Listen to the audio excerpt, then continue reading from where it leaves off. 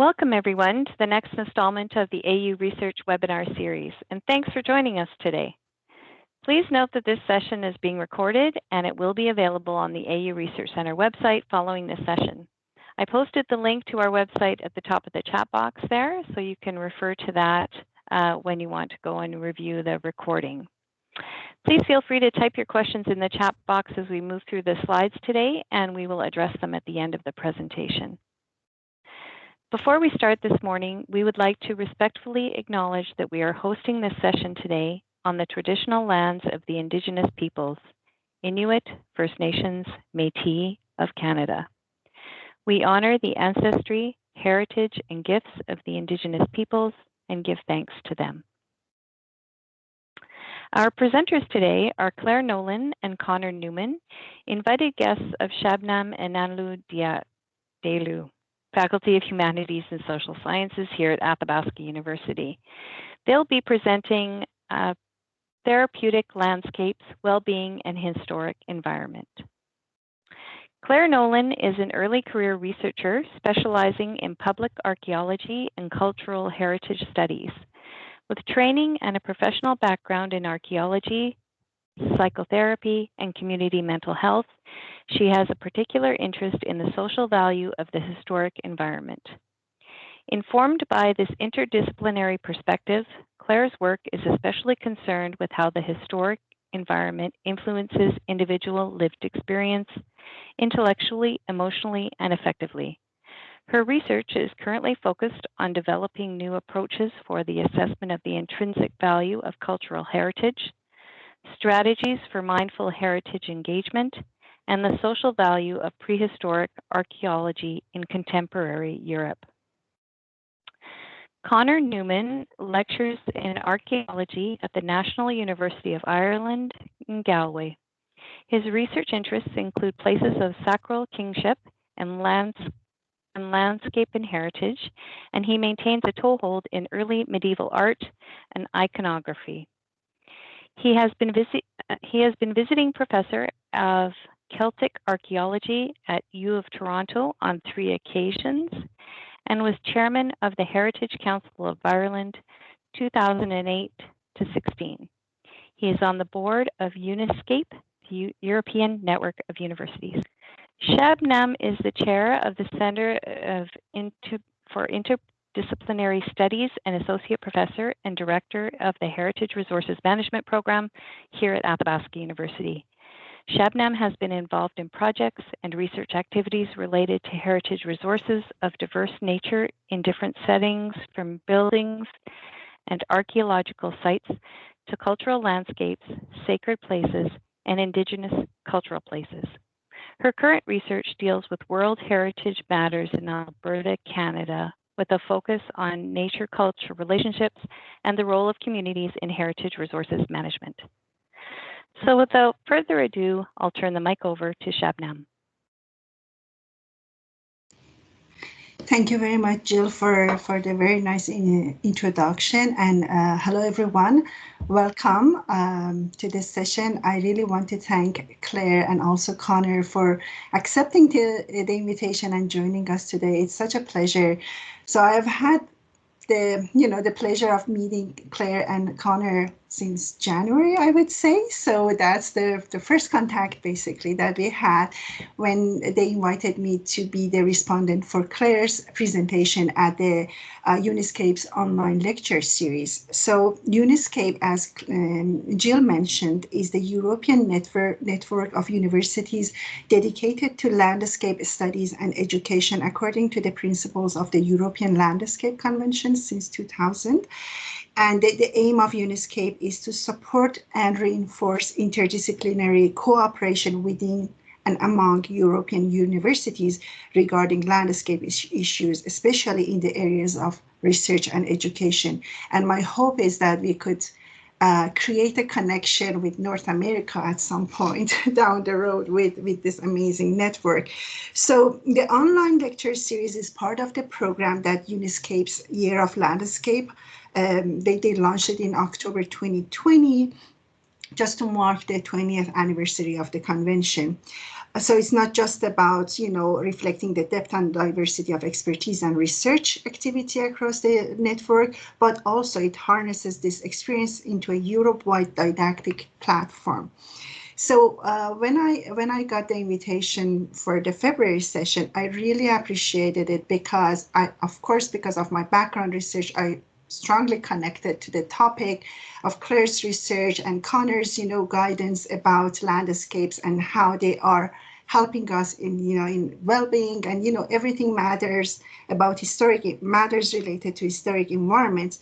But I also appreciated the connection between people and places, built environment or not. So I welcome that opportunity. And also the topics of the lecture series. It's named Where the Disciplines Meet. And that's obviously like an important topic, not only in heritage management, in the heritage field, but also in different disciplinary areas or areas of research, because more and more these days we're talking about intersectionalities of different areas of inquiry. And this is very relevant to today's topic as well. And of course, I couldn't help, and I noted it before that I, I I really I was happy to see this topic, because where we talk about meeting place for disciplinary areas, we also talk about meeting places of people and also of worldviews. So we discussed this before, that we are sort of thinking about this European framework within this convention, but also bringing different perspectives, including the indigenous ways of knowing and learning and doing things within the land and landscape. So this is just to note that I'm very happy to get to know Claire and Conor, and look forward to the opportunity for future collaboration in Canada specifically. So I stop here and I will welcome Claire to start her presentation. And thanks everyone for joining us. Thank you, Shabnam, and the feeling is entirely mutual. I'm sure Conor agrees. It's been great collaborating with you over the past few months, and thank you for inviting me to speak at Athabasca. So I'm talking about sites, archaeological landscapes in Britain. Today, I'm actually presenting from Ontario, and so I would like to also acknowledge that I'm speaking on the lands, the traditional territories of the Haudenosaunee and Anishinaabeg peoples, and to give thanks to their presence and how they've shaped this land that I am lucky to live in. So I'll just share my screen if I can.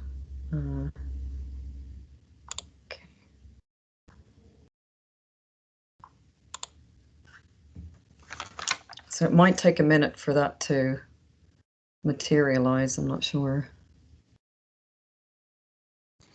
It's coming up, Claire. Okay. Okay. So yes, I'm looking at well, actually, the picture in the screen here is from a place called Avebury in the southwest of England, and it's a very ancient landscape. It kind of, habitation starts in this part of the world, as far as we know, going back 600,000 BC. But the site here, sort of the first dates for the site start around 3000 BC. And so I wanted to look at how these types of places, these ancient places, influence people's lived experience for visitors and residents, and how, whether they have an impact on their individual well-being. So I went to Avebury, I went to Stonehenge, as I'm sure you're all very well acquainted with, and the Vale of Pewsey, which I'll talk about in more detail as we go along. So the trigger for this research was really, I had done my master's in psychotherapy, looking at ecotherapy and the influence of the natural world on people's well-being.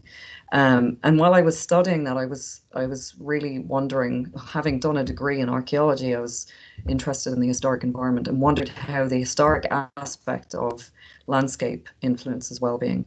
And I developed this thinking through what's been now referred to as the therapeutic landscape concept, which was developed in human geography in the early 90s by a man called Wil Gesler. And Gesler looked at places renowned for healing, like Lourdes in France and the Epidaurus in Greece, to see exactly what are the aspects or factors of a place that make it healing. And he came up with these four factors: so the natural, the built, the symbolic, and the social environments of a place. And so that's moved on since, and people are now. A therapeutic landscape can be anything from a natural landscape to a hospital ward, to even your own home could be. It could be called a therapeutic landscape, depending on whether it has these influences. And that got me thinking about even more about how could maybe the historic environment or heritage landscapes be seen as therapeutic landscapes. So this sort of thinking came. It was also an archaeologist called Timothy Darvill has also been developing this idea, and it sort of dovetails with work that was beginning to develop in the UK, worldwide as well, but there's been quite a lot of work done in this area in Britain in the past sort of 10 to 15 years.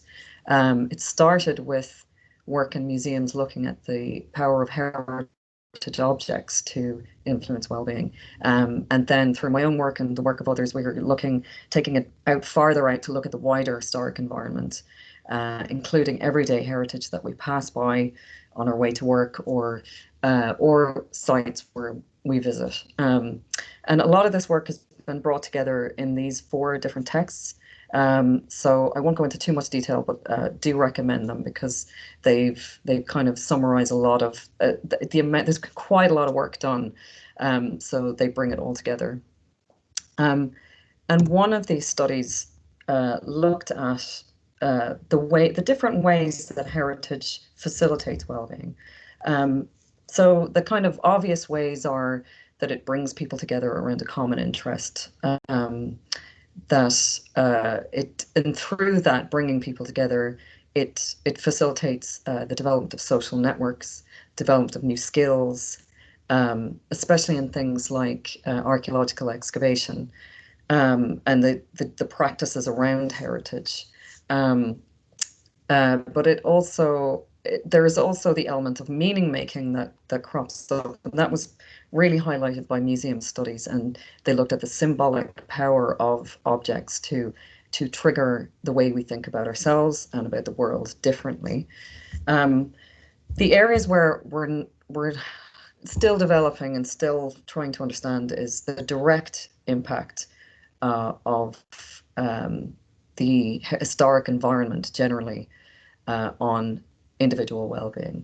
And so especially around ideas of sense of belonging, sense of place, it's not quite clear how that happens. And as Erica Ander and colleagues looked at it in the context of museum studies and heritage objects, she says that heritage does influence well-being, but not in the traditional medical understanding that we have.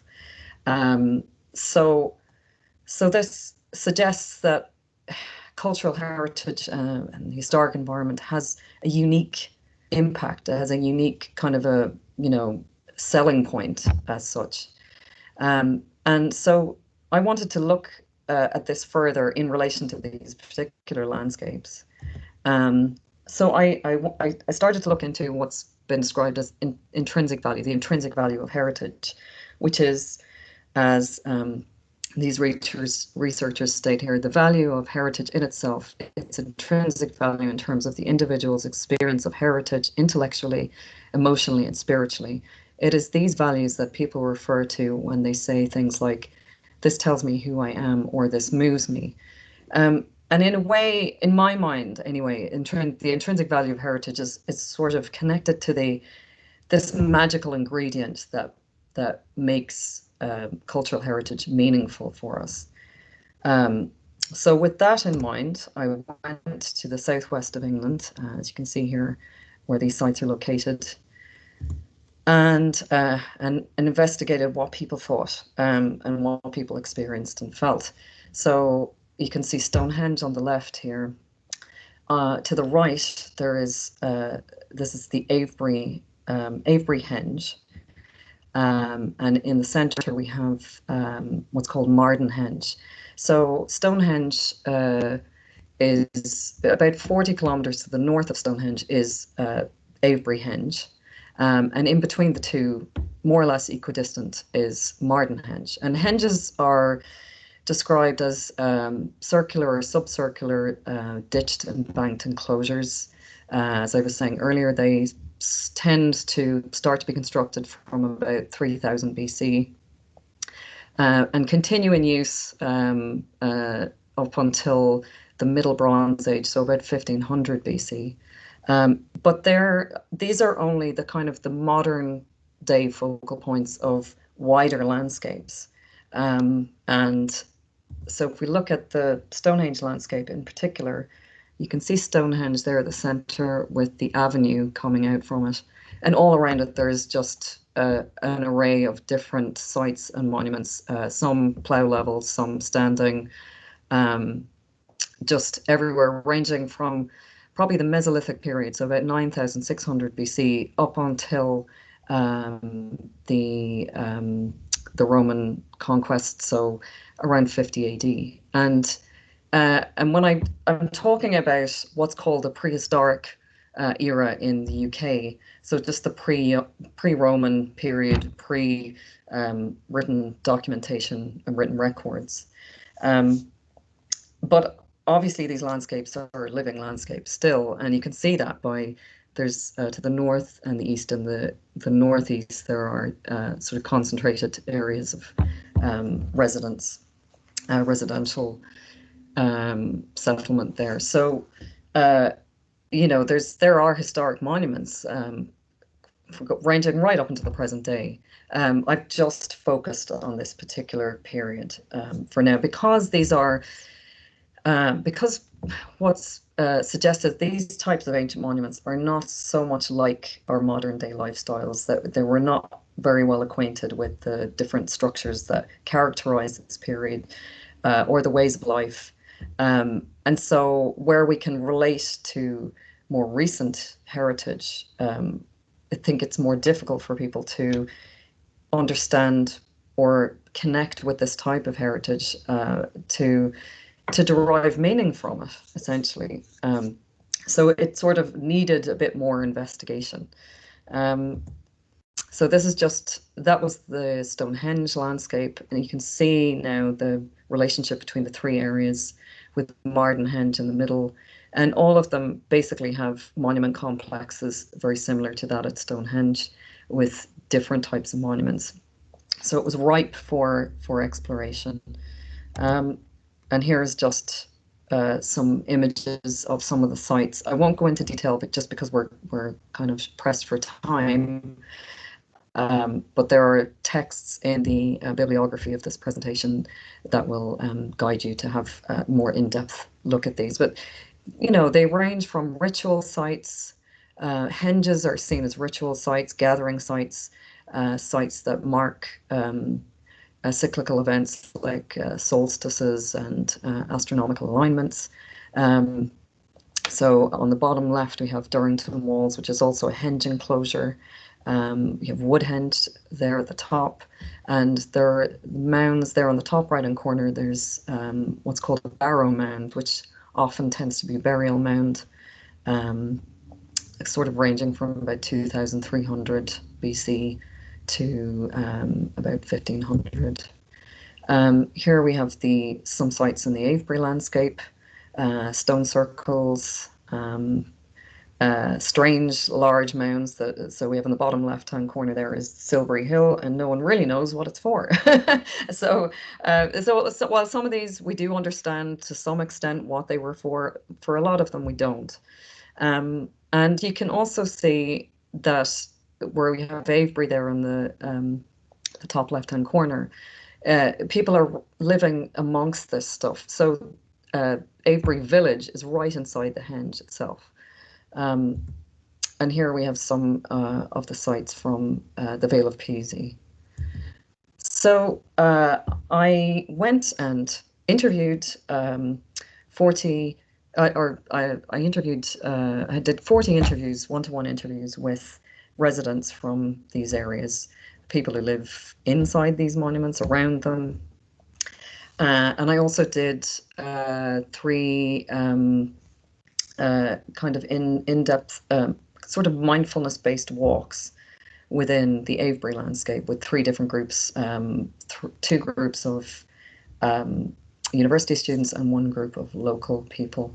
And underlining all these activities was really a phenomenological research design. So for instance, as part of, for the interviewees, I invited them to keep a reflective record of their experiences of these places. So that could have been in the form of photos or pictorial representations, or what most people decided to do was diary, a kind of a diary entry.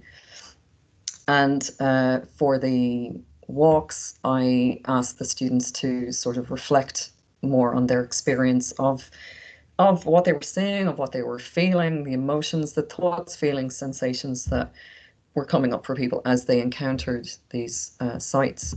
And here are just some ideas of the prompts that I gave people to think about. I asked people to give me their personal experience, but in case they found it difficult to focus on, or they couldn't find what to focus on, I just gave them some ideas to focus on their phenomenological experience.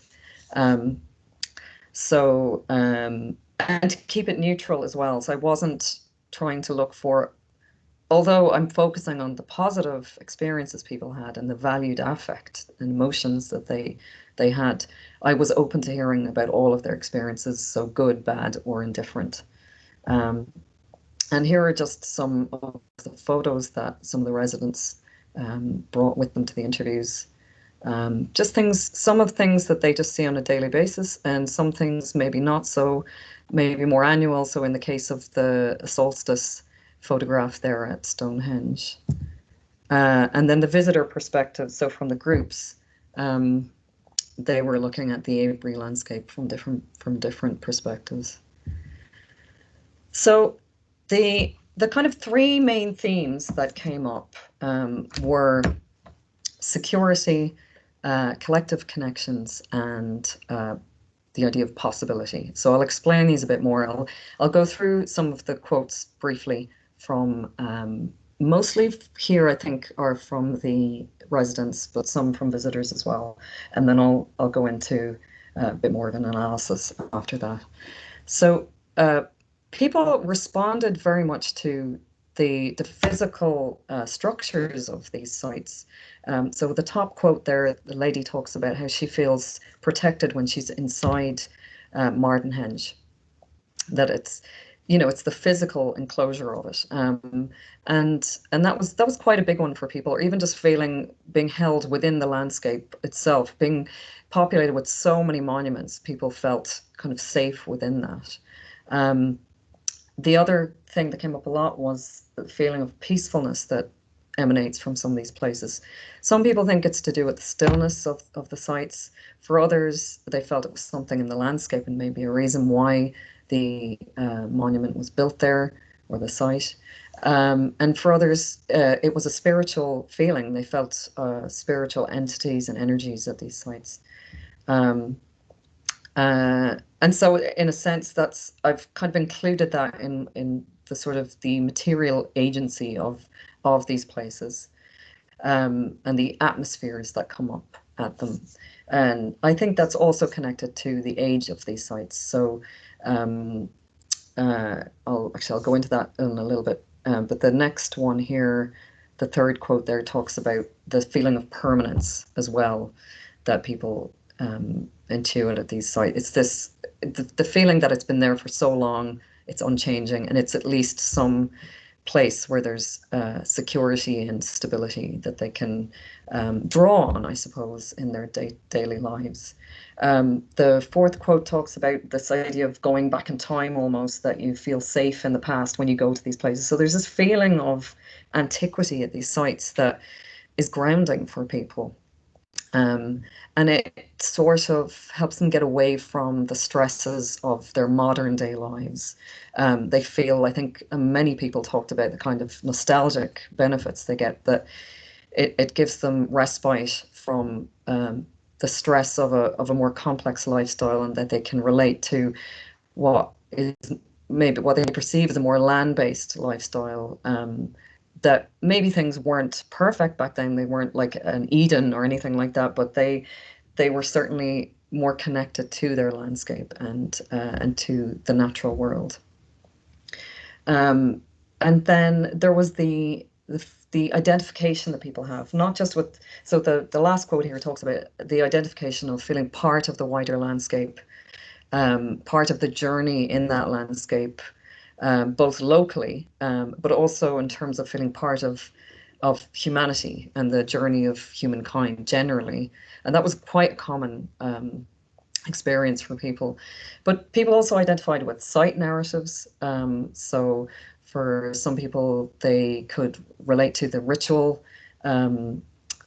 uses that these places had and the ritual activities that took place there, and that reinforced their sense of spirituality and the practices that they continue to do in their modern life.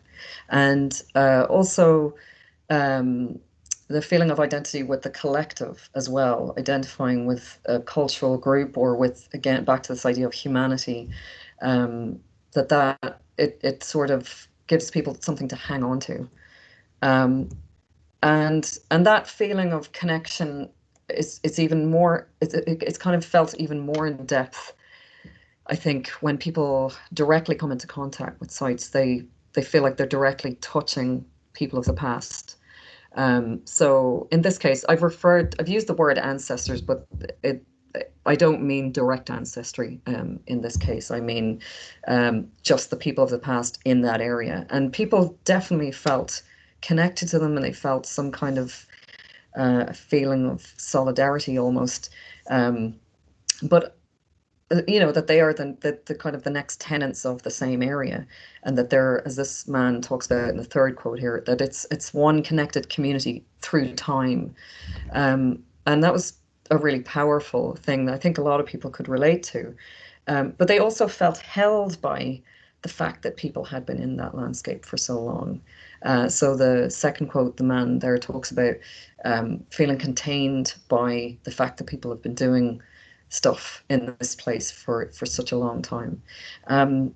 The other slightly different aspect of that, so if you look at the more than human connections, people felt that the standing stones in the landscapes like Avebury and monuments were like neighbours. They were like sort of people in a way, part of their community, and made them feel less isolated, I suppose. And also then the even wider connection when you start to look at how some of these sites are so connected to the land and connected to the cosmos. If you're looking at astronomical alignments, people felt connected to the cosmos through that. In terms of possibility, what I mean by this is more that people got new perspectives from engaging with these sites. So in the very basic sense, they can imagine their environment in a different way. That, this first quote here, a lady talks about how she's imagining what would have happened there, and that there's this hidden dimension to the landscape, which if you're to be passing this on a daily basis and not taking into, we're not really thinking about it too much, it becomes mundane. But I think when people started to think about the archaeology, especially if there's an excavation locally, it almost opens up another room in their environment. For visitors, they felt like they were on a pilgrimage, especially when they were walking down. You can see the stone-lined avenue here at Avebury, and they were feeling that while walking through the landscape, they were changing. For other people, they go to these sites to get space away from the world. There's something about the physical nature of the sites, the feeling of ancientness at them that enables them to get away and to think about their problems. And there was a number of people said they use it to meditate on their issues, and that it would often just help them resolve them. The fourth quote here is interesting because it's a man reflecting on kind of what I was talking about earlier, that people they see their own life differently in contrast with past lifeways, and that can be a very positive thing because it puts your life into perspective and it helps you to think about what really matters to you and what's important to you. For other people, there was this sense of the temporality of these sites, that it put their lives in perspective of their own time of life, that they're here for a short time, and that, let's make the best use of this time.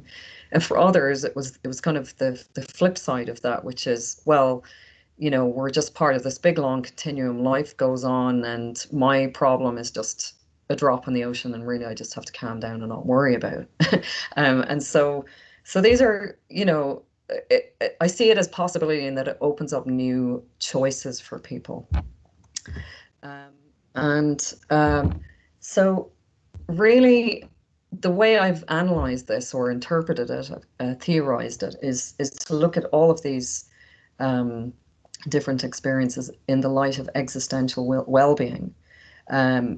It seems to give people a sense of stability and safety, the feeling of ontological security that that establishes the continuity of your identity, whether that's your personal identity or your collective identity or your place identity, but also the stability of your environment. So where, if you're living around an ancient monument that's particularly like large in scale, like Avebury, that sense of scale it gives a sense of safety, but also the permanence of it gives an anchor in people's lives, and it enables them to think differently about their lives, as I've spoken about age earlier, in terms of the age of monuments.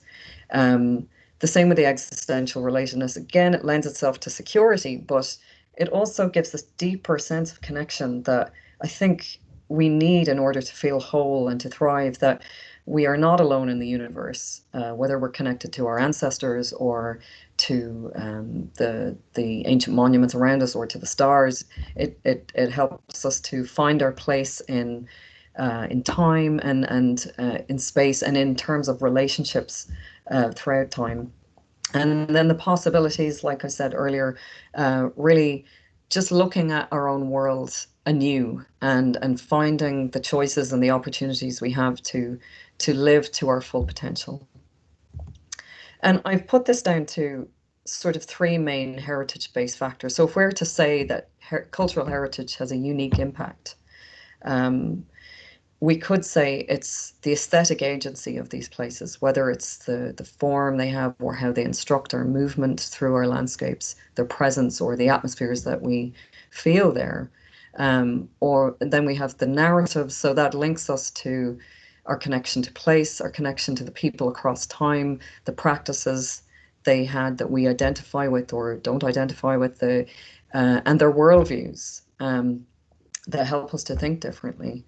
And then underlying all of this is, of course, the temporal dimension, that it helps us to see where we are in time, as I was saying, in place, and to maybe reflect on our lives differently. So I'm kind of aware that we're running out of time. I'm just wondering, should I stop here, or will I carry on a little bit longer? And Claire, how much more time do you need? I'll try and do it in about 3 minutes. Perfect. Yes, thank you.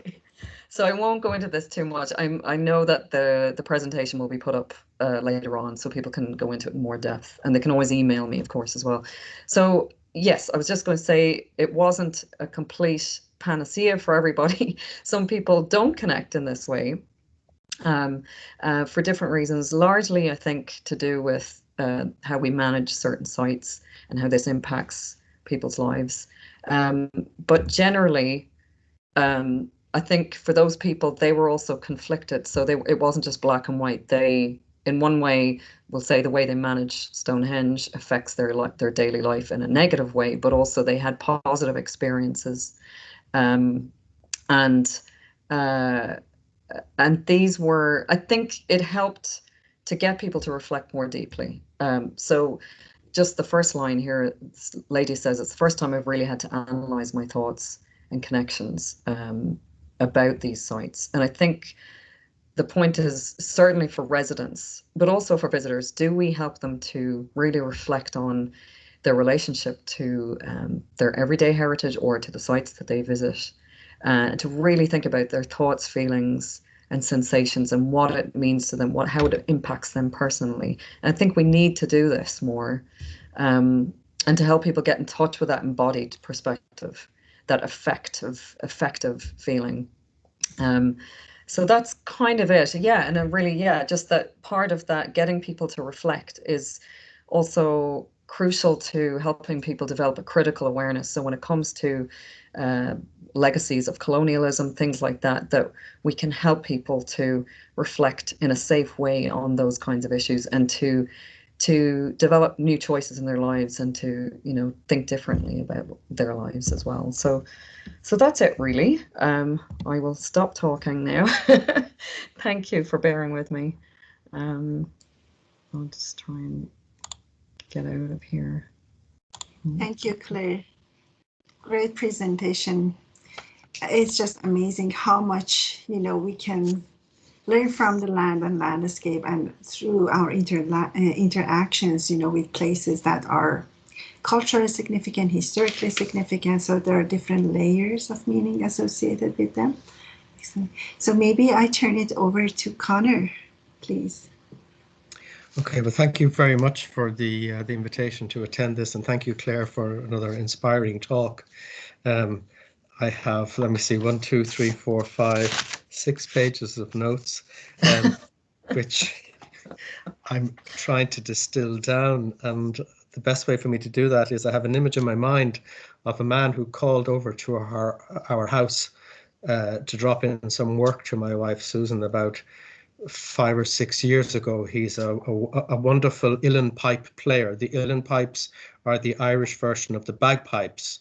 And instead of blowing air into the bladder, you blow it in using your arm. So it's actually quite a piece of instrumentation. And he hops out of the car. Interestingly enough, his father was probably the most famous Irish psychoanalyst. So there's a connection here which I hadn't thought of until just now. And he hops out of the car and he says something that's very west of Ireland. He says, "What are we like? What are we like?" And in a way, that's a question that I think lies at the heart of the work that you're trying to do, Claire. It asks us to interrogate ourselves. What are we like? What are we doing here? Or perhaps put that slightly differently, how do we do us here? Okay. So I've put down a couple of kind of bullet points that I just think maybe characterizes some of the dimensions of being human that people bring with them into everything that they do, but kind of particularly into an exercise like the one that you carried out with your respondents. We are time travelers. Okay. We are storytellers.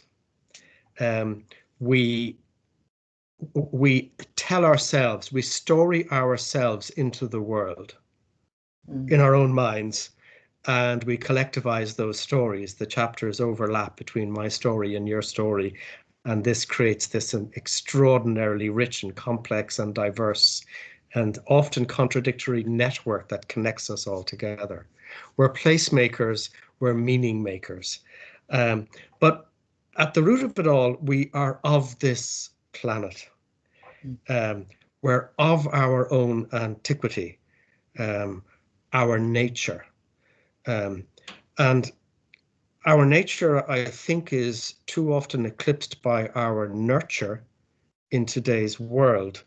And that's to our detriment if we don't honor our nature as well, because we're a species that of this earth, we need to be earthed. We need to get out and experience the earth in as close to its primordial reality as we can. And in earthing ourselves, we are able to reconnect to the storytellers and the time travelers and the placemakers and the meaning makers that we are, and that we are collectively. So I got from your lecture a kind of a strong sense of the question, what are the properties of these ancient monuments that might be unique to them, that provoke these feelings of well-being, these feelings of security, of belonging, of a kind of belonging here and belonging together, and the experience of possibility, the kind of liberation, the ecstatic moment, the idea that in the kind of sentiment in one of your correspondence, that it was like being on a pilgrimage, I think is very good, because that's a kind of phrase I think a lot of us can relate to, and we can relate to, in a sense, the expectation of the outcome of a pilgrimage. A successful pilgrimage is an arrival at not necessarily a place, but at a moment, a kind of moment of revelation, of kind of an ecstatic revelation of who we are and what are we like. And I think that that's something that is so obvious in a way we oughtn't to have to talk about it. But having said that, there's real value in bringing the scientific mind to the question of precisely how it is that ancient places provoke these feelings of well-being and belongingness and security, and to ask ourselves as well the question, are those properties unique to prehistoric monuments, or can they be induced in different sorts of contexts? And does there have to be a monument, or can nature in and of itself, being in the presence of an ancient tree or an ancient land formation, where the passage of time is foregrounded, and in being foregrounded, it's an inescapable reality. We can't kind of dodge it, and instead we have to embrace it, and while at the same time encountering your own puniness and your own finiteness, the fact of one's own mortality in this long continuum, that actually the anxieties that may otherwise come with those feelings are calmed by a sense of the ongoing continuum of life, not just of human life, but of the life of the planet. And so it seems to me that we could save ourselves an enormous amount of money on healthcare if we were to embrace the realities of what you're talking about here. And I can say that myself and Claire spoke about this a few times, how in a way it's upsetting and depressing to know that cultural heritage is very often a kind of a sideshow in government policy. We all know that it's under-resourced, and really, as long as it doesn't get in the way, then it's okay. And if it does get in the way, oh, well, it's bothersome, and we'll figure out some way of kind of reaching a compromise. And as long as we keep the anoraks happy, the anoraks is a phrase that we use over here to mean the kind of nerds, those very odd people. And luckily, there aren't that many of them, who are interested in the past. God love them. But really, your message is so clear and will become clearer and clearer over time. And the message that has been out there for the last decade in terms of the literature you referred to at the start of your lecture, that this is good social medicine. This is the kind of experience that we need to have. This is the earthing that will help us to get over the displacements and the anxieties and the stresses that modern life seems to induce. So to come back down to the question, what are we like? Well, we're like this. and we need to own up to the reality and kind of to embrace, to assimilate, and to reconcile ourselves to the reality of what it is to be human, first and foremost. And that should license us to legitimate this experience as not one for the hippies and the shamans out there, the modern shamans. I'm not referring to the genuine ones, but modern shamanism that we get that's a little bit dippy, but that in fact it's actually an inner appetite finding expression, and that's okay because that is who we are. So I don't have a question to ask you, Claire. And that's a good sign, because it means that perhaps it's a bad sign, but it means that I'm in total and utter agreement with you.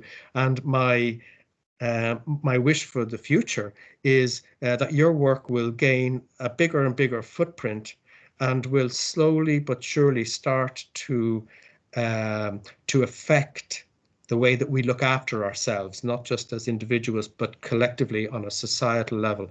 And that will allow us to realize that we have within our reach, within the environments that we live in, the most incredible free medicine that anyone could ever wish for, and that we need to learn how to give it and to give ourselves time to embrace that. So with that, just to congratulate you on the talk, and I leave the floor open to others, but those are my sentiments anyway for what they are worth. So thank you.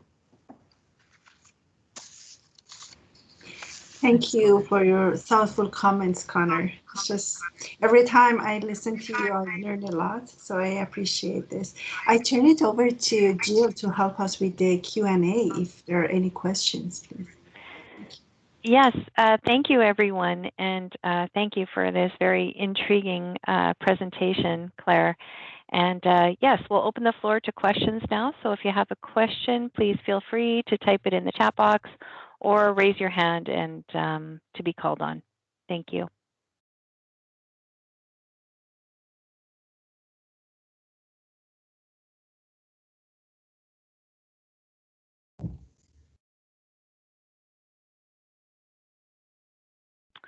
All right, Lee has something in the chat box.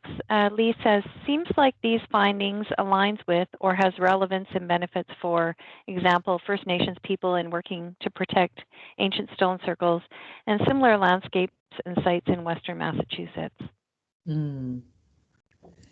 Yeah, is there a specific question or just a kind of a comment? Oh,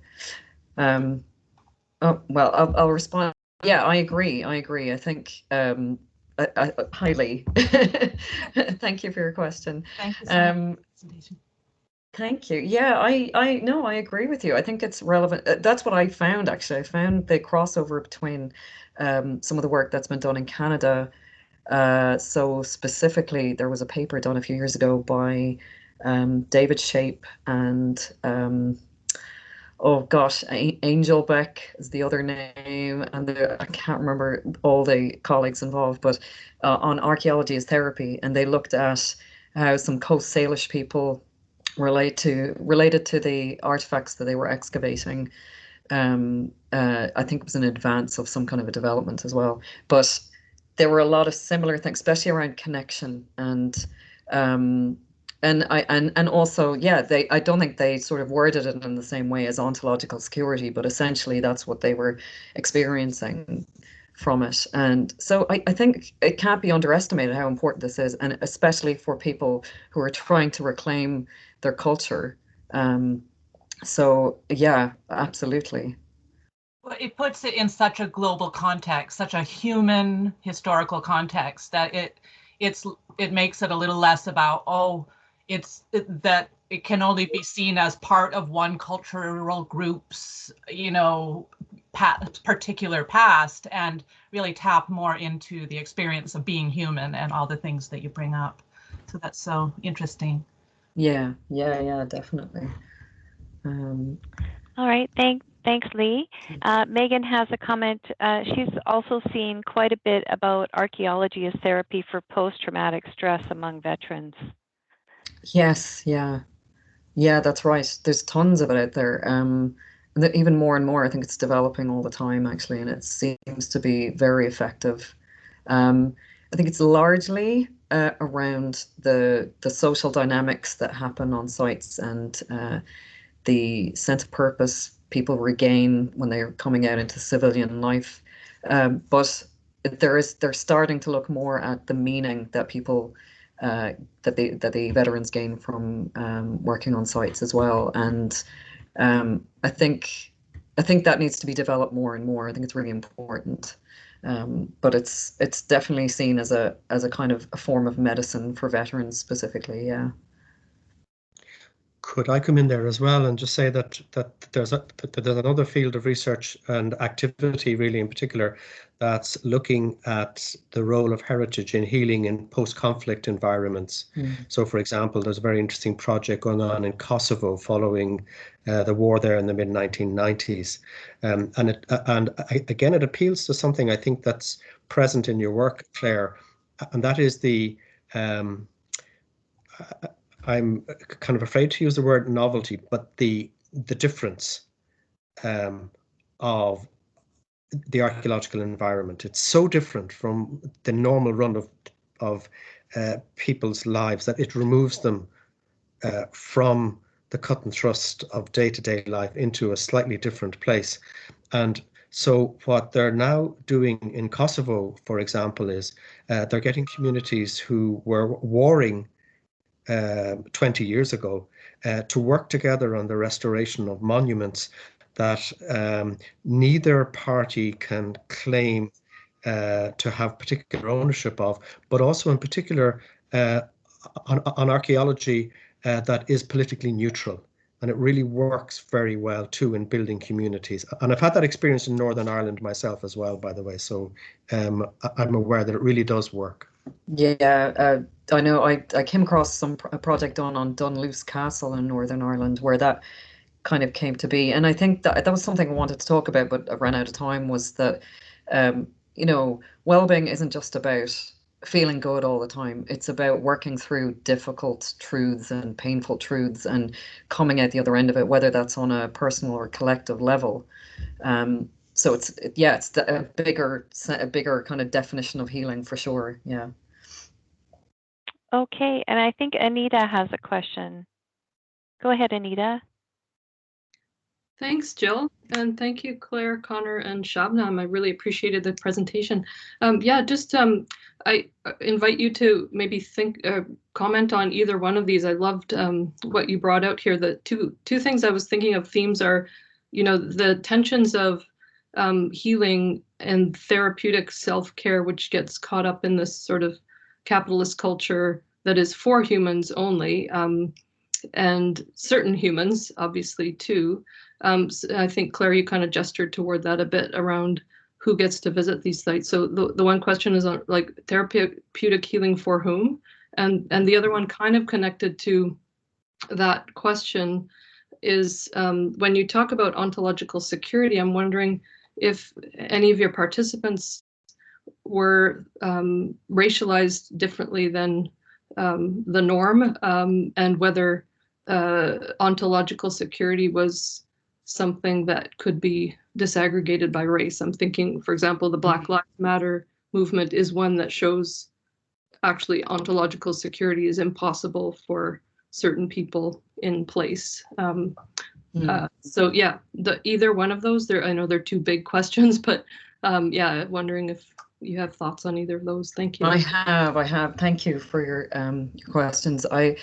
And now the limitations of my study, I did try to widen inclusion. I put out so much adverts. I tried contacting different groups because I wanted a broad cross section of British society, and unfortunately didn't get that much of an uptake. And it was mostly, if you can see on the demographics, it was mostly white British people.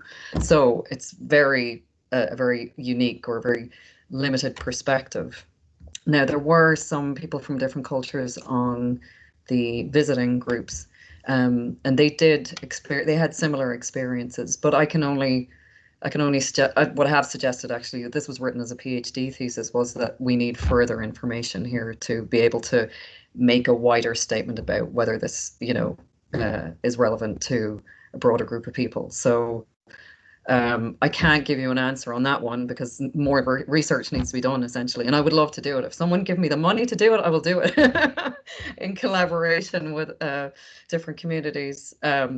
But with the other, and I think that's a really interesting point that you've made. And I think I can't say that places like this. So I don't think it's just limited to prehistoric heritage or very ancient archaeology. I think it's related to all different periods. So it could be more recent heritage, colonial heritage, and through that we can work through those narratives.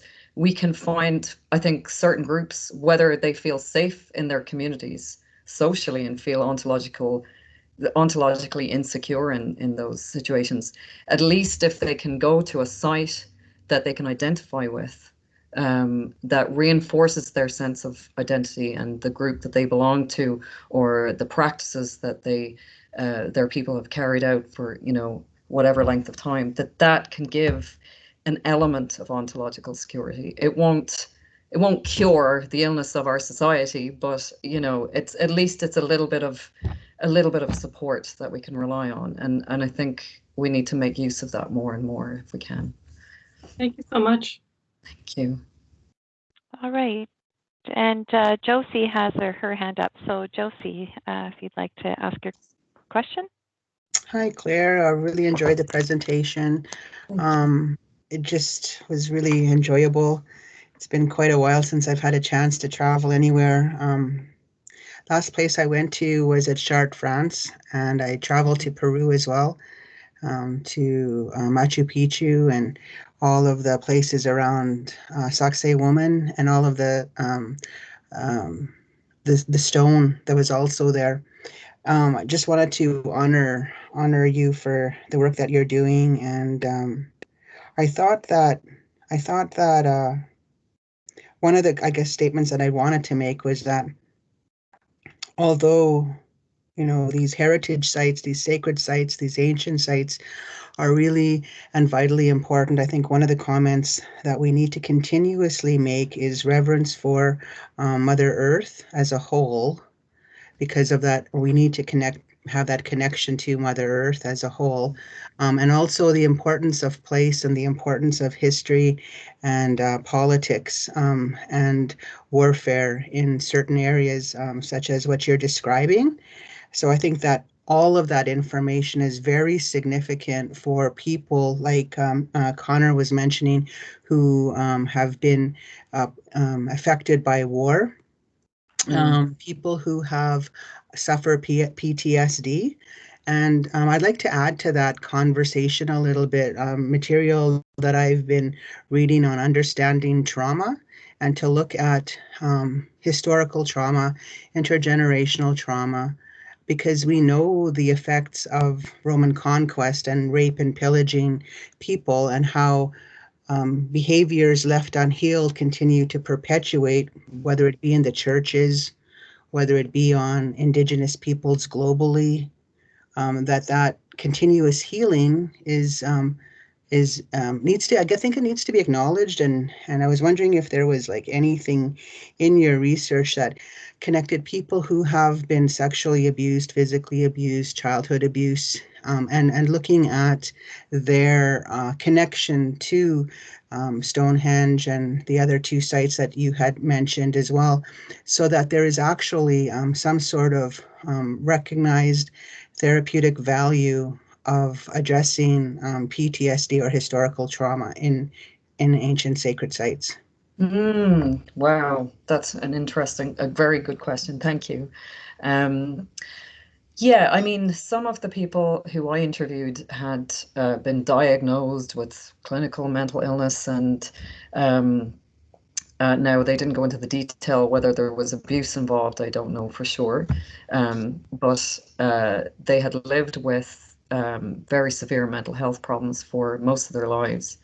And there was one woman in particular, by moving to the Avebury landscape, she found healing in that, because I think a lot to do with what you were saying about the connection to the earth. Now, that's something I didn't go into in much detail today, but it's something I want to write about more. And there were a number of people who responded who said that these sites connected them to the earth, that they thought about different lifestyles, ancient lifestyles, and how that was grounding for them to live in that way, and to at least imagine living in that way. And also energetically, certain people felt an energetic connection at these sites, that the sacredness of these sites is sort of is tangible and continues on. So for that lady in particular, she was able to manage. She used to say that, she said it was her medicine and it helped her. She said the anxiety was still there, but it helped her to manage it. So that was her experience. But I agree with you. Like, I think there's a type of research called was created by a man called Craig Chalquist, and he's from the States, and he calls it terrapsychology, and he works with communities in places where there has been trauma to the land and to the people, and that these are both connected, and that trauma continues on in the place and in the people. And he helps them to work through that trauma by understanding the land, the narrative of the land, going right back into geological time, and then into the time when people first arrived in that place, and on into history, into the modern day, and helps them to work through it and to heal both themselves and the place. And I think you could probably apply that. I mean, I understand certainly in Indigenous context with intergenerational trauma, that is, and it's ongoing and insidious. I think that working with place in that kind of way could definitely help. I can't guarantee, and I know there is a lot of work out there already on land healing and spiritual. Yeah, spiritual healing, and having a sense of a higher power, a sense of connection to spirituality or religion, and how different religions have different ways of viewing and addressing abuse. yes. And also looking at how spirituality and a belief system can connect people to a sense of healing. So I guess then that's where I think the heritage information and anything that's being collected and shared will help people to heal that, because of the disassociation that's currently happening, and why people continue to choose to forget, or choose to remember, or to commemorate the sad times, Yes. and to find meaning going forward. Exactly, and I think one of the things that was really strong in research around that is the collective connection, is the connection to the ancestors, to this bigger sense of who we are, that we are supported on some level, and I think that can help to heal. And I think it's important to draw strength on that, on how we were in the past, and to use that to then move through the difficulties that we face now in terms of intergenerational trauma. So I think it can only help. It can only help. It may not cure anything, but it can only help. It can cure things, I believe. I think you're onto something there, and that's great to see, because it's also in our blood memory, right? So absolutely, yeah, exactly. Okay, I'll let you be. Thank you for indulging you. me. Okay. All right. Well, it looks like we've come to the end of our time together. Thank you very much for this fascinating and intriguing presentation, Claire, and for your thoughtful comments, Conor. And Shabnam, for bringing your guests here today. Thank you very much. As Claire mentioned, you are invited. Claire did invite you to email her to continue discussion. So if you're interested in Claire's email address, I'm certain Shabnam or I could share that with you. So please do reach out. And as I mentioned previously before we started this session, that this has been recorded. So feel free to visit it again in this chat or on our website. And thank you once again for your great presentation. Thank you. Thank you. Thank you, everyone. Thank you again. It was a pleasure to have you